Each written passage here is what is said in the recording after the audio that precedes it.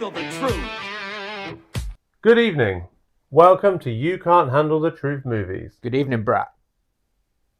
Yeah, that's what they say, brother. Okay. I'm Chris. That's James. And we're going to review The Wrecking Crew. Estranged half-brothers, Johnny and James, reunite after their father's mysterious death. As they search for the truth, buried secrets reveal a conspiracy threatening to tear their family apart. I mean, yeah, it's kind of the story, but also not really. I mean, it wasn't a mysterious death.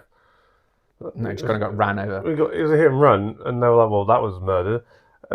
Okay. Let me go first. You went first on the last one. You got the two brothers. I thought Bautista and Jason Momoa have good chemistry and potentially great chemistry. I messaged you saying, imagine if they were doing like and it wouldn't be for everybody, but imagine if they were doing like a serious take on like not a Lethal Weapon but like a buddy cop thing, but it was a bit more gritty. Yeah. Because if you think of like Jason Momoa in the past doing his Khal Drago, and he did a thing where he was on a horse, and he can be he's quite a dark, big, intimidating character. Intense. Dave Bautista, I think, is getting better and better.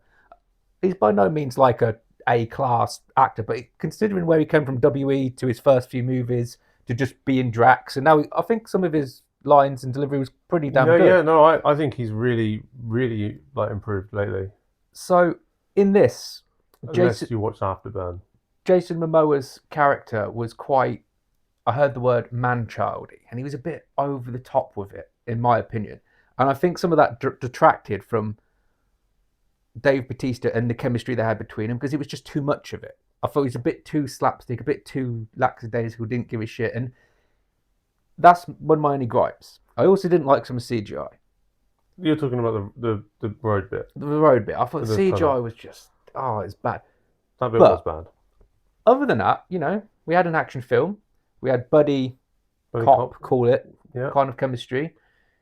It had some good fight scenes in. I thought Jason Momoa was really good in the fight scenes. There was a tribute to Old Boy, I believe it was anyway, with Dave Bautista in the gun scene. And I thought this was pretty good evening's watch. I really enjoyed this film. It was really good. I did find it very, very funny in lots of places. Yes, maybe Jason Momoa's character was a little bit too silly. It was great. His character was fine, but there should have been just a few more serious moments.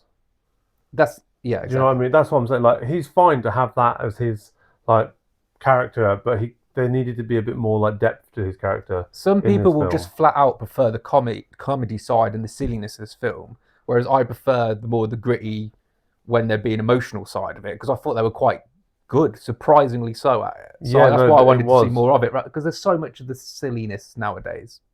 It was a very good film. Well played out, well acted, relatively well written. Storyline was simple, but like followed a nice. They had interesting deaths. Yeah, like almost like Final Destination, not Final Destination, but when they kill them all different ways and they put the sword through the guy. There was some, I wouldn't say originality, but it wasn't just shooting, ducking away, missing bullets, shooting, running away, missing. Like there were some different ways things were going on. The car scenes when they were fighting around them. So yeah, good, very good. Yeah, I say this was a very enjoyable film. I had a lot of fun with it. Dave Bautista and Jason Momoa, I think I'd actually like to see again in other films. I think they worked really well together. There was a good. Yeah, I think maybe there's a potential for a sequel.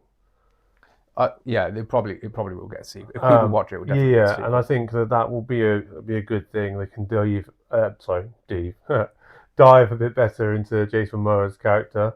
Talking about diving, they did a little bit with him in the Navy and the Dave Bautista's character in the water and all this, and then just for that one scene where he dives in to get his brother. But it was a bit like. I thought it was great when he said he was the bear. That line, yeah, in the trailers shortens it, takes out some of the bits, and it's still cool, but not as cool. In the film, that's a really, really good line. Because everyone's saying about how Dave Bautista slimmed down in it, which he clearly has, but still, he's still like. He's still pretty jacked and in shape. Like, he knows his shit. You know what I mean? Like, it's not like, here's Dave Bautista, who's a pussy now. I don't know if I can say that, but he looks like he's more realistic. He looks realistic, and he looks like he's been like if he was a Navy officer, like he knows been what he's through doing. it, He knows what he's yeah. doing, and just because Momoa is just a bit bigger than him doesn't necessarily mean he would I sort of I did like the fat and old jokes between them. yeah. That kind of stuff I enjoyed. Yeah, no, the film was really good. I had a good time. You had a good time. Let's Okay, rate I it. score it. I if I would have gone higher if it was not for the if they put some practical stunts and stuff in it. You know how I feel about it. And if Jason Momoa was just a little more serious, right? I would have given it high 7.7 or so. I gave it 7.3, solid I 7.3. gave it a 7.4. So we'll give it 7.4. Yeah, we'll agree on that. We can recommend it. We can recommend this Without an film. argument for once. You know what? That's impressive. We Yeah. could do a buddy cop movie. Yeah. I don't know how long we'd survive. I've got my back is going. No, we disagree. We disagree. He left him for dead. Yeah, it's too much effort. It's a good weekend film, this one. Yeah, Could finish work, need a beer, medical it's beer. fun. Yeah, Relax. Yeah, sit down. I do want to say quickly, we touched on this earlier. It's got nothing to do with the review about movies being dumbed down because people keep looking at their phones and checking WhatsApp, or they'll watch it on a phone. Like Matt Damon in the interview when he was doing the Rick was talking about it. You were talking about it Yeah, earlier. Matt and Ben, Said and Joe Rogan talking about this and how like they'll be setting up a scene and getting it all right, and it's like how it no look on one's the even looking at phone. the screen anymore, yeah, or looking on the phone, and it's a bit of a shame, really. And I think I love movies, and I know you do. And I think people need to take the time to, if you're going to sit and watch a movie, especially a movie like this, we can actually just sit down and enjoy it. Just try to disconnect from life for a little bit. That's what movies are meant for, not. It is a bit of a. I agree with you completely, but it's also it's something the industry's having to tackle. But it's also just a bigger. I think it's a problem in general. Like Attention spans. put a goddamn time limit on going on.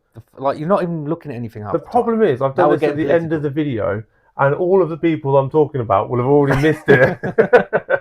Anyway, Okay. like us, subscribe, We won't comment. preach too much more, don't we? Maybe not. Love you.